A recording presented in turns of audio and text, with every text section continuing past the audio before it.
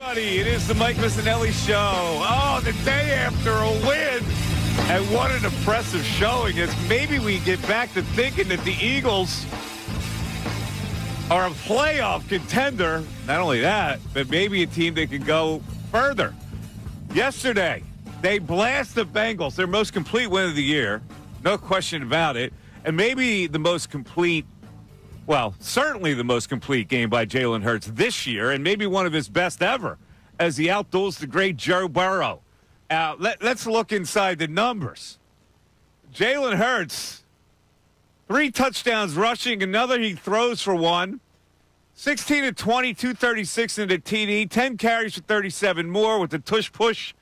132.5 rating, third straight game without turnovers, and 2 ridiculously good throws in this game that will go over yard by yard. Saquon Barkley, the quietest 100-plus yard game I've ever seen. They're 5-2 now. Let's look at other things. Fred Johnson, oh, my God, hell of a job on Trey Hendrickson. The secondary was solid despite Slay getting beat early in the game. 4th down tackle by Cooper DeJean. All right, it was a questionable, dumb decision and play call by the Bengals. But after the game, Reed Blankenship, the vibes are very high right now. And in the end, the coach, Nicky Sirianni, scurrying around the locker room singing Michael Jackson. Could things get any more appropriately important right now? Bill Colarulo, the people were singing your praises yesterday. Actually, you were singing your own praises about the head coach, Nick Sirianni. But guess what? You have disarmed everybody today about the head coach because it looks like the Eagles put together something here. What say you, Bill? They have put something together, Mike. I mean, it is a great day to be an Eagles fan today. You look at this football team, and not only are they coming off their most impressive, complete win of the season, you're looking at a 5-2 football team.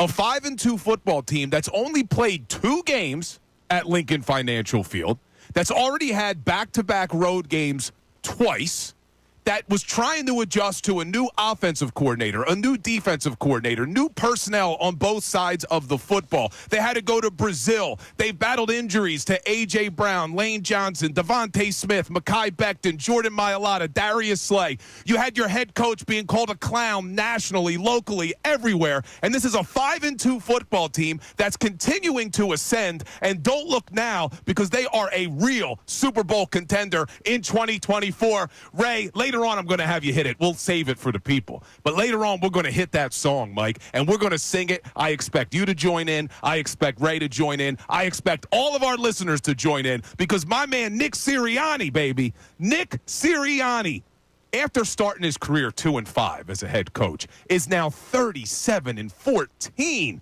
with a winning percentage of over .720 since he started his career. So all the haters out there talking about this guy, all he does is win. You know, you're the only guy in praising the head coach that can make people more Sirianni sick. But we'll get to that in a second because I want to listen. Ray, I need to hear from the head coach. Sirianni 3. The locker room was like post game, and him talking about the mental toughness that this team displayed. Let's hear from Bill's boy. Yeah, it was exciting. It's hard to win in this league. Doesn't matter if you win by what we won by today, you win by 1, you win by 2, you're going to be excited. We put everything we have into this every single week. It really takes truly mentally tough people to be involved in this game where you pour every ounce of what you have into each week, and then you win or you lose, and you do it again. And you do that 17 times. And so proud of these guys, of how mentally tough they are. And when you win, you feel it, and you're excited about it, regardless of how you win. Oh my God, he's like General MacArthur. What inspiring words. Not today, Michael. Of wisdom. Not today. You're going to take shots at my man. He's General MacArthur. I'm not taking shots at him. To get this team ready. General Westmoreland. To get this team ready, to go into Cincinnati, and you start the game, and you let Joe Burrow go down the field. They had a 10-minute drive. I think it was 17 plays. You go down 7-0. A weak team that didn't have a strong culture, that didn't have strong leadership, may have folded in that situation. They bounced back. And what was even more impressive to me, fourth quarter. End of the third quarter, Mike. End of the third quarter. This was only a 24-17 game. Yeah. I got it. They held the ball for 11 minutes, 39 seconds in the fourth. Tremendous. All right, so let's. Mike can't give him his credit. Give him his flowers, dude, Mike. I played his inspiring soundbite within the first 5 minutes of this show. I mean, I had him chirping Michael Jackson songs. You're right. Listen, what was he singing? Pretty Young Thing? What's he? So let's look at this game because you're right. The Bengals really let the Eagles off the hook in the first half. The Bengals were really outplaying the Eagles. It should have been much more than a 10-3 lead, but it wasn't. So they kept the Eagles in the game, and then they go 12 plays, 56 yards after a missed field goal. And that was key. Not only did they stop them on that drive, but they get a missed field goal out of it. And then on a 3rd and 16, to play the game, a great throw to A.J. for the first down. It winds up a tush-push touchdown after challenge. And this is where Charles Davis gets goofy. Because I'm watching it and I'm going, well, they're going to try to get them to go off sides here. They're not actually going to go for 2. Charles Davis goes, well, look at this. It's so smart. You get 2. You go at the halftime with a 1-point lead. I don't know on earth was going to go for 2 in that situation. I was losing my mind. Right? So now it's the first drive of the second half. They go 8 plays, 70 yards. And take command. That's the drive to take 17-10, 3rd and 5, throw to DeVonta at their own 35. Hurts goes around right end, untouched, with 10:35 left in the third quarter. And then the Bengals did answer. They tied the score. Chase Brown getting some chicken, and then the killer. The bomb to DeVonta, which went 60 air yards. That took the Bengals' heart. It took it right out of them. And then they panic by trying to go for it on 4th and 1 at their own 39 with a poorly designed play.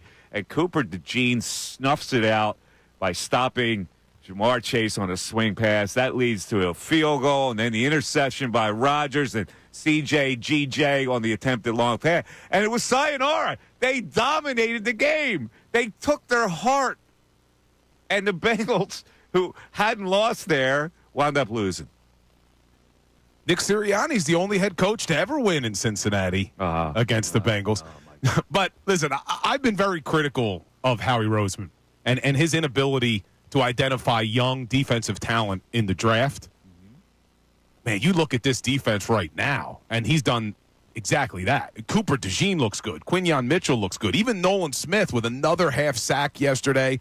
They're a young defense. They're getting better every single week, and they just did it, what we've been asking for. Do it against a really good quarterback. Joe Burrow's been having a great season statistically. I know the record doesn't reflect it, but they did it against a really good quarterback. It's hard not to feel good as you sit here today. Yeah, let's. I can't give enough laurels to Nick Sirianni here. So let's go with the Sirianni 14 on his buzzed head. Because they're undefeated. Yeah, not a shaved head, Mike. Yeah, the buzzed head. Here's what he said. I buzzed my head. All right, shave's a lot different. Right? Keep it sealed. You gonna keep it shaved? I don't know. My wife doesn't really like it, so yeah. All is just flowers and candy. 3-0 in the Baldiani was that what they're calling him, Baldiani? 3-0. All right, let's get serious now. Let's hear him talk about their identity and that drive that went into halftime, which was so important, as they say in the business. Yeah, I think we have a physical football team, and the team we just played. They're a really good football team. They've won a lot of games, and so I thought that was awesome. To be able to do that and be able to go get points off of that and take the time off the clock. Well executed. Great job by Kellen. Great job by Jalen executing that. That's not always the easiest thing when you're taking the clock down. And then unbelievable job in our run game, and we threw the ball when we needed to. So good job there. But how do you not go for 2 there? No. So listen, here's the big picture. Where are they in the big picture?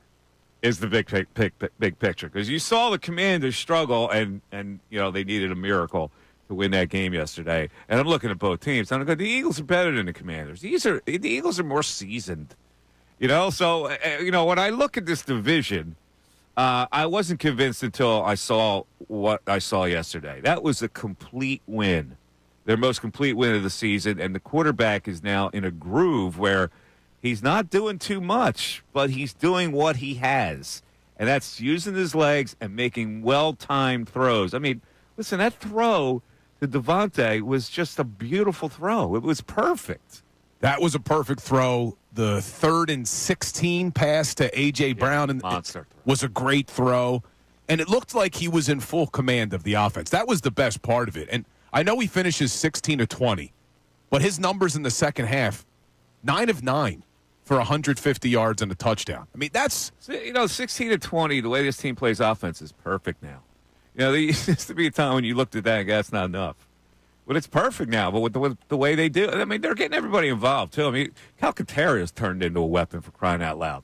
He really has. I mean, really, it's ridiculous. Calcaterra is involved, and then in the post game that Nick Sirianni did in the locker room, he praises Jack Stoll for coming up with a big block on that DeVonta Smith long pass. It's like they're getting contributions from everybody.